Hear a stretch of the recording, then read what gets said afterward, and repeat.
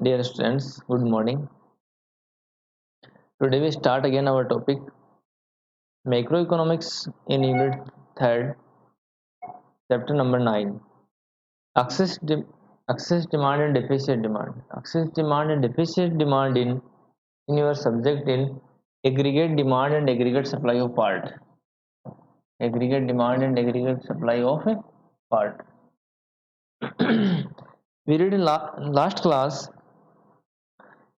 saving function, consumption function, process of multiplier, relation between MPC and multiplier.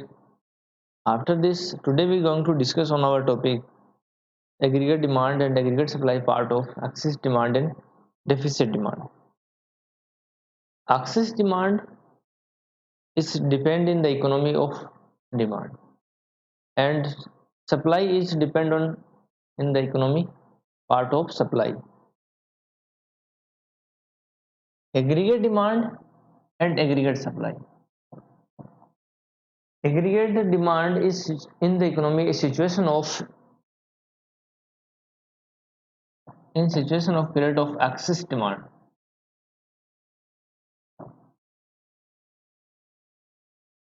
Excess demand and deficient demand. Excess demand and deficient demand. Today we discuss on our points excess demand and deficient demand. Excess demand is a new condition in new situation in the economy is inflation demand.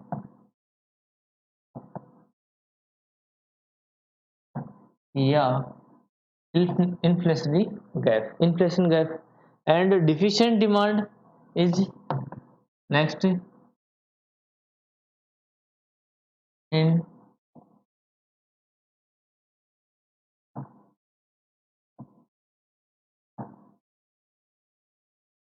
deflation gap.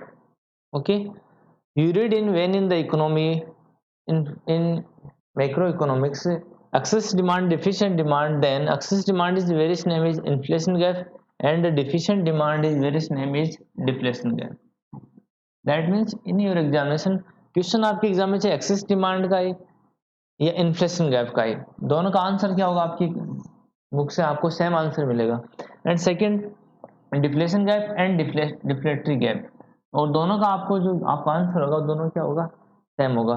तो आपको इस books में जब ये chapter read करते हैं अपन तो दोनों का आपको जो कंपेरेटिव स्टडी है वो दोनों सेम ही है, बस only difference in the word.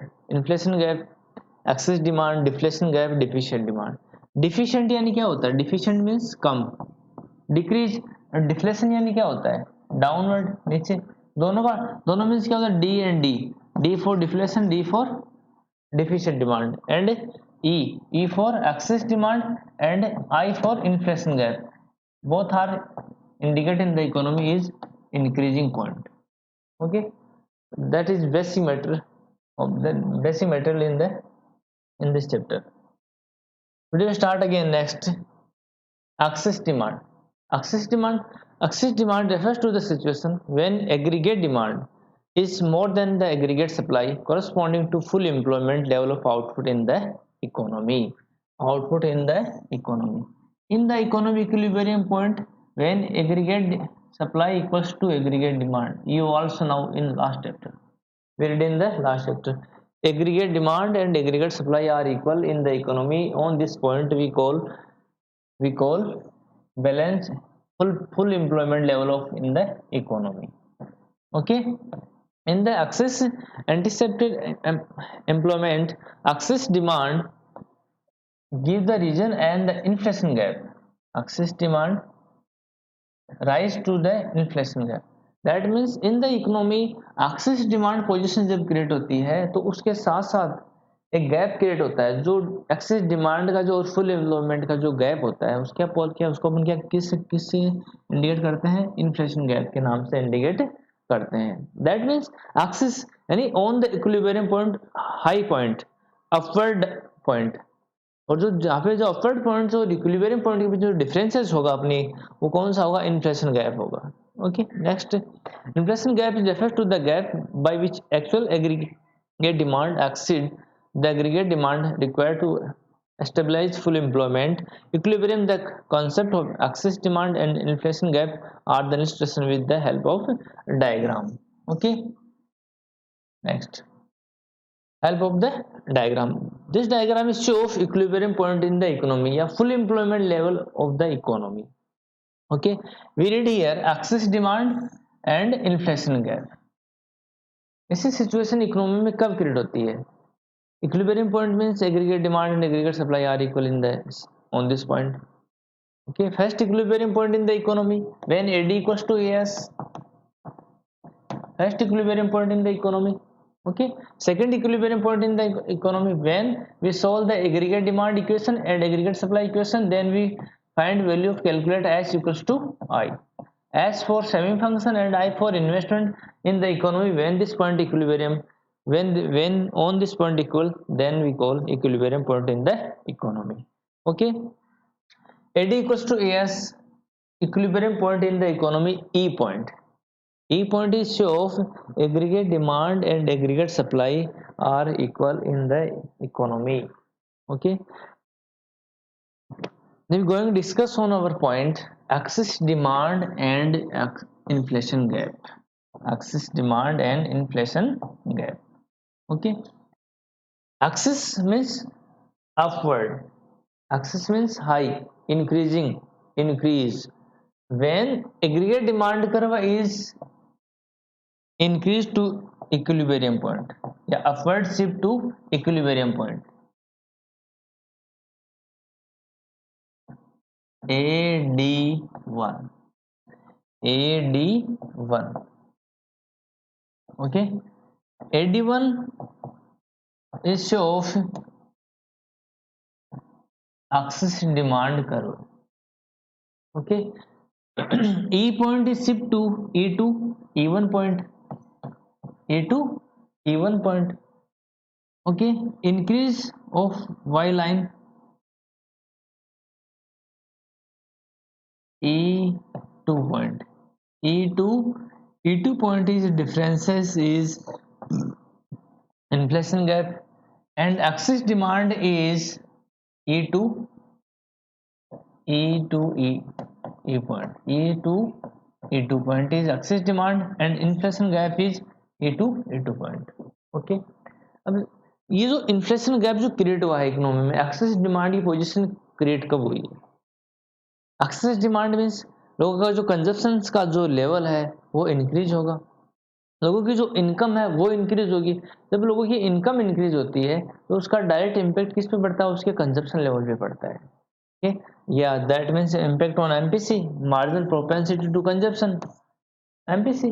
तो एमपीसी की जब इंक्रीज होगा तो क्या होगा? जैसे आपकी सैलरी सपोज कीजिए कि 10,000 पर मंथ सैलरी होती है किसी पर्सन की, और ये डायरेक्टली नेक्स्ट मंथ में कितनी हो गई? 50,000 हो गई. ठीक है, increase 10 to 15,000. Then effect on excess demand, then effect on excess demand, that means excess demand is automatically increases. 10,000 आपकी सैलरी, तो आपका ये जो एडी कर्व होता है क्या होता है?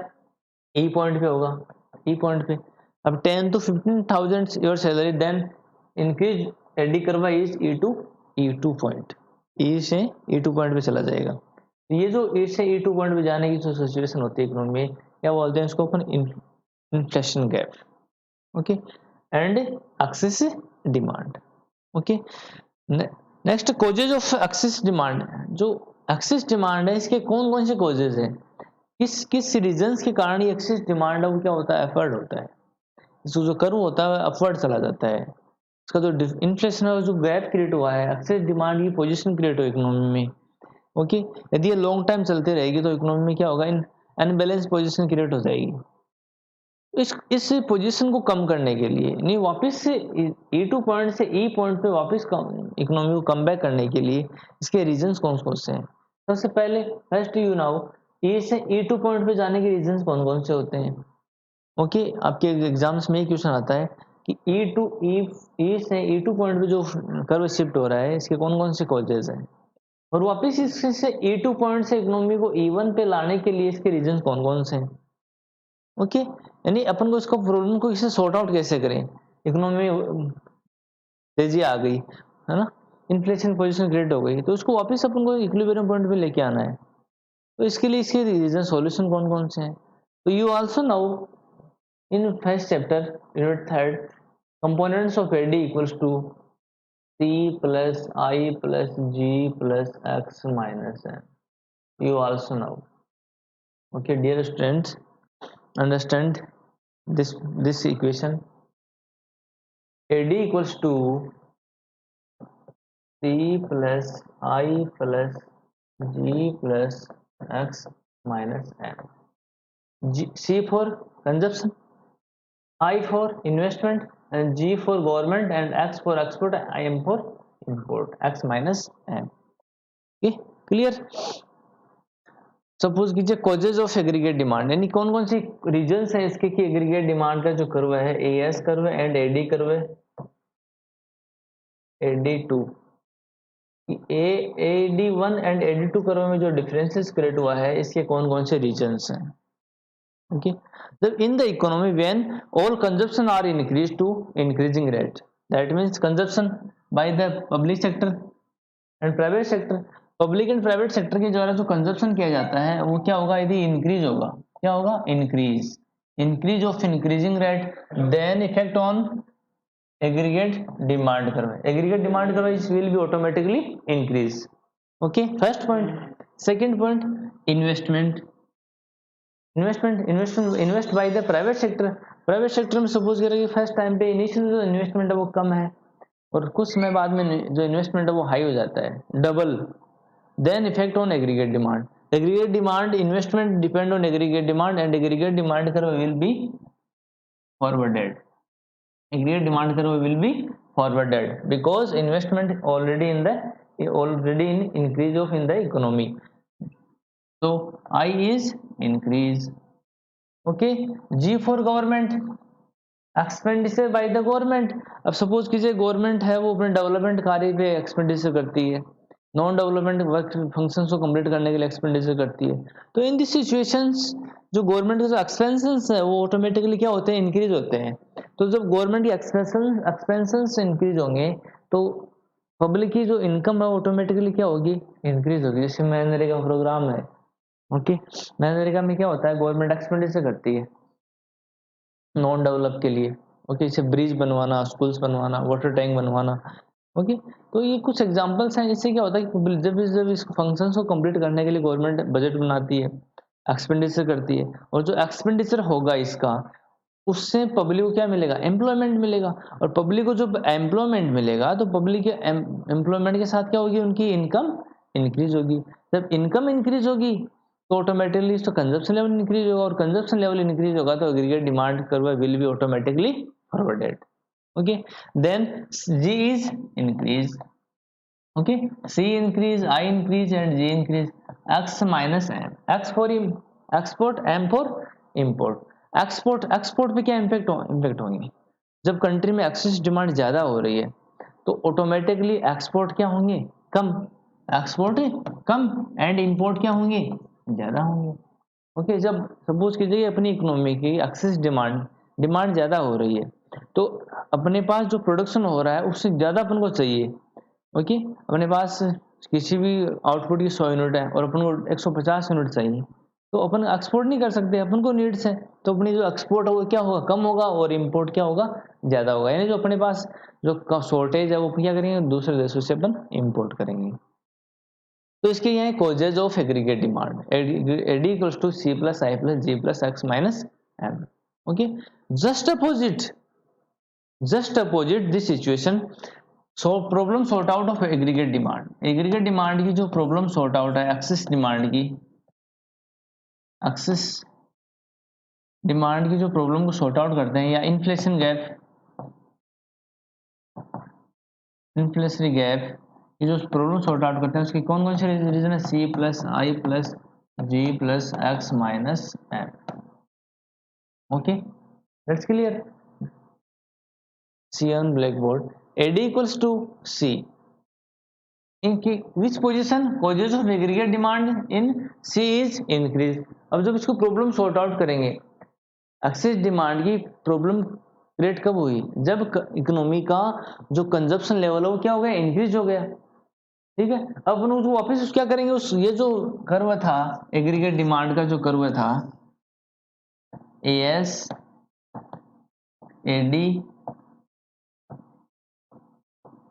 AD1 AD2, you are suppose E point is equilibrium point. E point is equilibrium point in the economy. Okay, E curve is shifted to upward when AD1 forwarded and AD curve is shifted to downward AD2. Clear? आपको यहाँ से समझना है कि access means क्या होता है, aggregate demand कहाँ जाएगा? अपवर्ड जाएगा। और डिफिशिएंट मीन्स क्या होगा? एग्रीगेट डिमांड कर्व कहाँ जाएगा? वापस नीचे जाएगा। ओके, पहले क्या था? फर्स्ट पॉइंट क्या था? ई से ई पॉइंट 2 पॉइंट पे अपन चले गए इकोनॉमी। तो ये कौन सी सिचुएशन है? एक्सेस डिमांड की सिचुएशन है और इन्फ्लेशन गायब है। क्लियर? इसी सिचुएशन में अब फर्स्ट क्या था? इस पॉइंट से यहाँ पे जाने के कॉजेज कौन कौन से हैं? जब जो अपना एडी का जो कर्व है वो ई से E2 पॉइंट पे चला गया, इसके कॉजेज कौन कौन से हैं? तो इसका यदि आपसे सब क्वेश्चन कॉजेज का क्वेश्चन आए तो आपको क्या करना है? C plus G plus I plus X minus M। Okay, ये इक्वेशन है और उसमें ये कंजप्शन इंक्रीज होगा, इन्वेस्टमेंट इंक्रीज होगा, गवर्नमेंट एक्सपेंडिचर इंक्रीज होगा और एक्सपोर्ट हम कम होंगे और इंपोर्ट क्या होंगे? ज्यादा होंगे। ऐसी सिचुएशन कब होती है? जब ऐसी सिचुएशन क्रिएट होती है तो उसे बोलते हैं excess demand situation. Okay, just opposite problem sort out of the excess demand. जब उसकी प्रॉब्लम वापस अपन को सॉर्ट आउट करना है तो क्या होगा इसका रीजन? देखो जस्ट अपोजिट होगा इससे। यहाँ पे एक्सेस डिमांड में क्या हुआ था? कंजप्शन इंक्रीज हुआ था। हमने बोली इसको प्रॉब्लम को सॉर्ट आउट करना है, प्रॉब्लम को सॉर्ट आउट करना है तो कंजप्शन क्या करेंगे? अपन रिड्यूस करेंगे कंजप्शन को, consumption will be reduce and investment excess demand situation in investment is increase and problem sort out in the investment is decrease, government expenditure decrease, export problem sort out करना है। लोगों की demand ज्यादा हो रही है, लोगों की डिमांड को कम करने के लिए क्या कर सकते हैं अपन? जो अपना प्रोडक्शन हुआ है उसको एक्सपोर्ट कर देंगे, एक्सपोर्ट करेंगे तो लोगों के पास जो कंजप्शन है वो क्या होगा? कम होगा। क्या बचेगा? कम होगा। तो ये जो एक्स है वो क्या होगा? एक्सपोर्ट ज्यादा होगा और इंपोर्ट क्या होगा? कम होगा। यानी हम विदेशों से कम माल मंगवाएंगे, अपना आउटपुट कम करेंगे वहां से। इसी सिचुएशन में क्या हो जाएगा? ये इंपोर्ट्स कम होंगे, एक्सपोर्ट्स ज़्यादा होंगे, गवर्नमेंट एक्सपेंडिचर कम करेंगे। सपोज कीजिएगा कि गवर्नमेंट मनरेगा जो प्रोग्राम लॉन्च हो रहा है अभी, उस पर जो खर्चा करना गवर्नमेंट बजट कम बनाए तो लोगों को एम्प्लॉयमेंट भी क्या होगा? कम मिलेगा। एम्प्लॉयमेंट कम मिलेगा तो उसका इफेक्ट किस पे होगा? उसके कंजप्शन के लेवल पे होगा। रिसेंटली आप देख रहे हो मार्केट में जो एम्प्लॉयज हैं, लेबर्स हैं, क्या उनके पास अभी जो लॉकडाउन के रीजन से क्या होगा? घर बैठ के तो उनके पास क्या होगा? इनकम नहीं हुई तो क्या होगा? उनके पास कंजप्शन कम हुआ और कंजप्शन कम हुआ तो क्या हो गया? ये यदि इकोनॉमी सपोज कीजिए कि जनवरी के महीने में इकोनॉमी थी वो क्या था? इन्फ्लेशन पोजीशन में था, एक्सेस डिमांड पे था। फिर मार्च अप्रैल में आते थे क्या होगा? लोगों के पास एम्प्लॉयमेंट नहीं था और एम्प्लॉयमेंट नहीं था तो वापस इकोनॉमी कहाँ से आ गई? E2 पॉइंट से वापस कहाँ आ गई? आई ई पॉइंट पे आ गई। क्लियर? तो ये इसका बेटर एग्जाम्पल है आपके सामने। यानी जब इकोनॉमी इक्विलिब्रियम पॉइंट से ऊपर जाती है तो एक्सेस डिमांड पोजीशन या इन्फ्लेशन गैप, और जो लोगों के पास एम्प्लॉयमेंट नहीं होता है, गवर्नमेंट खर्चा नहीं करती है, ऐसी सिचुएशन क्या बोलते हैं? उसको अपन उसके क्या बोलते हैं? प्रॉब्लम सॉर्ट आउट रीजंस होते हैं। Okay, just opposite is a deficient demand. तब इन एक्सेस डिमांड अपन ने जब पढ़ा है इसमें क्या होता है कि एग्रीगेट डिमांड ग्रो ऑटोमेटिकली ऊपर जा रहा है, और जब डेफिशिएंट डिमांड अपन इसमें पढ़ेंगे तो क्या होगा? ये क्या होगा? डाउनवर्ड हो जाएगा इसका। Okay, next reasons of excess demand same to same वही अभी अपने एक्सप्लेन किया है। Rise in the propensity to consumption, यानी कंजप्शन फॉर है सी पार्ट है वो क्या होता है? इंक्रीज हो जाएगा यहाँ पे। ओके, ये डी एलिमेंट्स आपने पहले लर्न किए थे। सी है वो क्या होगा? इंक्रीज होगा। Reduction in the taxes, tax है, tax government push by the government, taxes होते हैं वो ऑफिस में क्या होते हैं?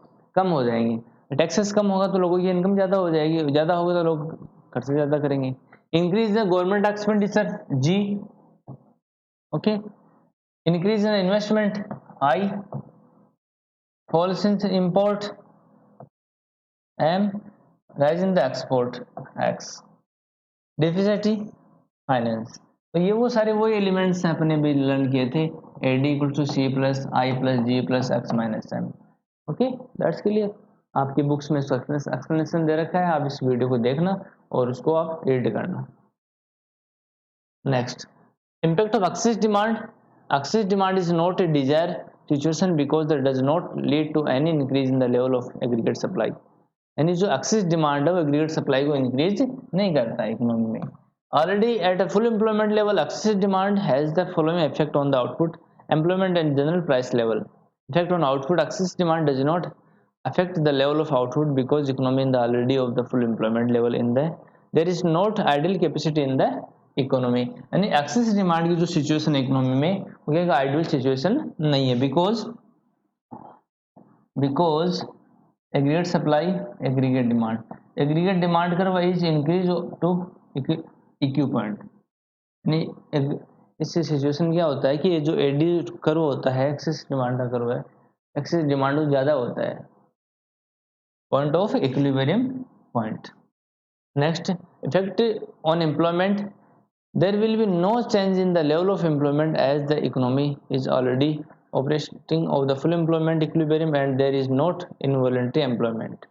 That means excess demand की पोजीशन जब क्रिएट होती है इकोनॉमी में एक्सेस डिमांड की, तो एम्प्लॉयमेंट लेवल वो नहीं इंक्रीज होता है।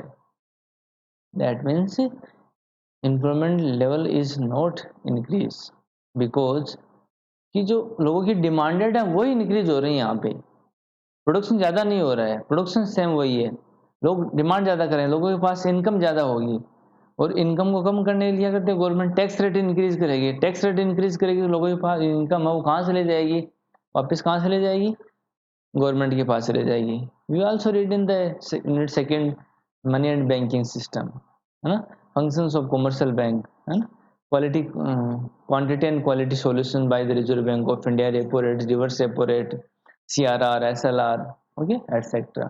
ये सारे जब इंस्ट्रूमेंट्स जो गवर्नमेंट फॉलो करती है तो पब्लिक की जो करेंसी होती है वो कहाँ पे चली जाती है, बैंकों के पास चली जाती है। Physical policy, monetary policy adopted by the commercial bank, Reserve Bank of India, and fiscal policy head of the central government, okay। Next, deficit demand refers to the situation when aggregate demand AD is less than aggregate supply corresponding to false employment level in the economy। The situation of deficit demand arises when a planned aggregate expenditure falls short of the equilibrium supply at the full employment level। It given rise of the deficiency gap is the gap which actual aggregate demand falls short of aggregate demand required the establish full employment equilibrium। That means deficit demand या deflationary gap as it is same to same diagram, okay। AD curve है, E point equilibrium point, deficit demand, deficient means downward, decrease, decline, okay, नीचे downward. तो ये जब AD curve होता है वो deficit demand position में क्या हो जाएगा, डाउनवर्ड हो जाएगा। क्या होगा, डाउनवर्ड होगा। तो क्या बोलते हैं इसको, AD2 and E1 point, E2 E1 point is then we call deficit demand and deflation gap। Suppose कीजिए इकोनॉमी था बैलेंस पोजीशन में, कहाँ पे थी, यहाँ पे थी, AD equals to AS point, AD equals to AS point, AD equals to AS point. Suppose कीजिए कि लोगों की जो पब्लिक की जो कंजप्शन की जो प्रोपेंसिटी है वो डिक्रीज हो गई। अब अपन बात करते हैं अप्रैल मंथ की, अपने कंट्री में lockdown, due to lockdowns month of April, public जो लेबर्स है उनकी इनकम क्या हो गई, जीरो। अब लोगों की इनकम जीरो हो गई तो उनकी डिमांड है वो भी क्या हो गई, कंजप्शन का जो क्राइटेरिया है वो भी क्या हो गया, कम हो गया, क्योंकि लोगों की पहले इनकम ज़्यादा थी, 15-20 हज़ार रुपये कमा रहे थे, अब लोगों की इनकम जीरो हो गई। तो इनकम का इफेक्ट किस पे होगा, कंजप्शन पे होगा, consumption automatically will be decrease, okay. तो consumption automatically will be decrease, then effect on aggregate demand curve है। then aggregate demand curve is automatically will be decrease या downward and point E से E1 point. Okay, this is gap we call deflation gap and deficient demand. That's clear.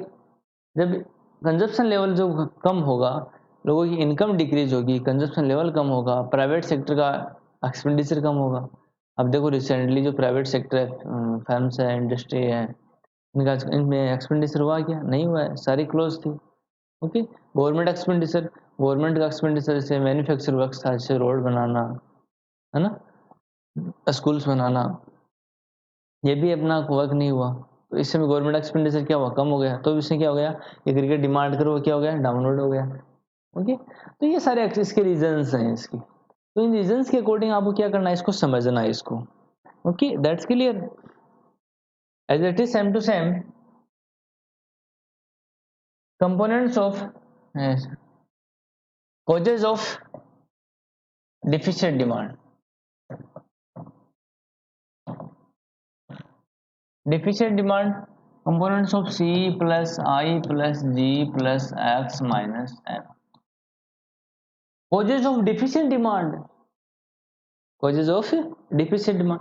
अब suppose कीजिएगा कि आपने access demand में इन causes को क्या किया था? इंक्रीज किया था. तो डिफिसिट डिमांड क्या करें? कॉजेज क्या करेंगे? डिक्रीज करेंगे.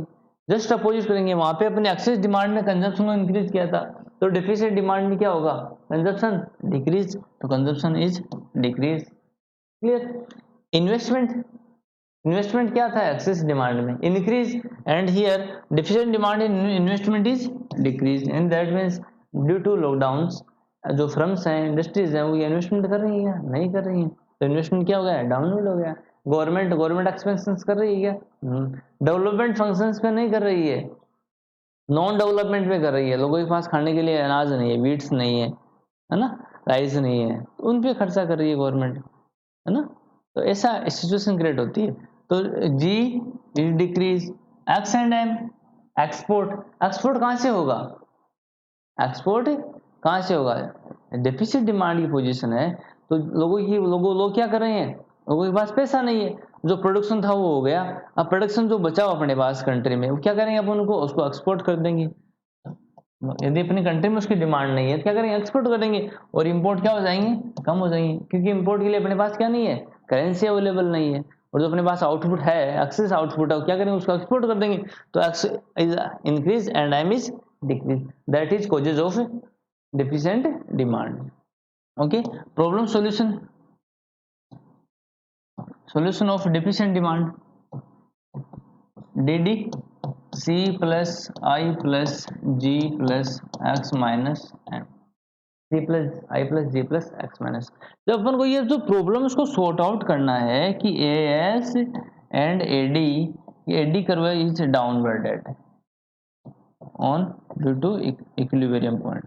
यानी इस पोजीशन में यदि AD कर्व कहाँ पे आ गया? अपना AD1 पे आ गया. इसको वापस कहाँ लेके जाना है? इसको यहाँ से लेके जाना है. इसको बोलते हैं problem sort out of deficit demand. तो डेफिसिट डिमांड की प्रॉब्लम सॉर्ट आउट करेंगे तो क्या होगा? यदि सी कंजप्शन है, वो डेफिसिट डिमांड पोजीशन क्या होगा? डिक्रीज हो गया. यदि इसको अपन वापस बढ़ाएंगे कंजप्शन को, तो कंजप्शन वापस कब बढ़ेगा? जब लोगों की इनकम क्या होगी? इंक्रीज होगी. दैट मीन्स गवर्नमेंट को डेवलपमेंट फंक्शंस को कंप्लीट करने के लिए बजट बनाना पड़ेगा. एक्सपेंसेस क्या होंगे? गवर्नमेंट के हाई होंगी. ऐसी सिचुएशन क्या हो सकता है? ये पॉसिबल है. ओके, तो सी क्या होगा? इंक्रीज होगा ऐसी सिचुएशन में. आई भी क्या होगा? I increase and G increase. X decrease, यानी एक्स डिक्रीज मीन्स क्या होगा? अपने पास जो प्रोडक्शन हो रहा है उसको अपन क्या करेंगे? अपने पास रखेंगे, एक्सपोर्ट नहीं करेंगे. और इंपोर्ट क्या करेंगे? इंपोर्ट बढ़ाएंगे, एक्सपोर्ट बढ़ाएंगे देंगे. ओके, जस्ट अपोजिट होगा इससे. ओके, तो ये है इसके रीजंस हैं इसके. Clear. Reasons of deficient demand. Decrease in profit to consumption यानी C, G, I, X and M. वो सारे वही रीजंस हैं अपने. एडी एग्रीगेट डिमांड के कंपोनेंट्स वो यहाँ पे कंपोनेंट जो अपने एक्सप्लेन किए हैं. As it is same to same in your book and syllabus.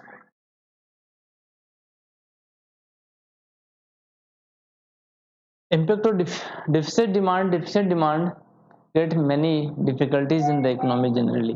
Deficit demand adversely affected the level of output, employment and the price level of the economy. जो deficit demand है वो किसको affected करती है? वो employment और price level of economy.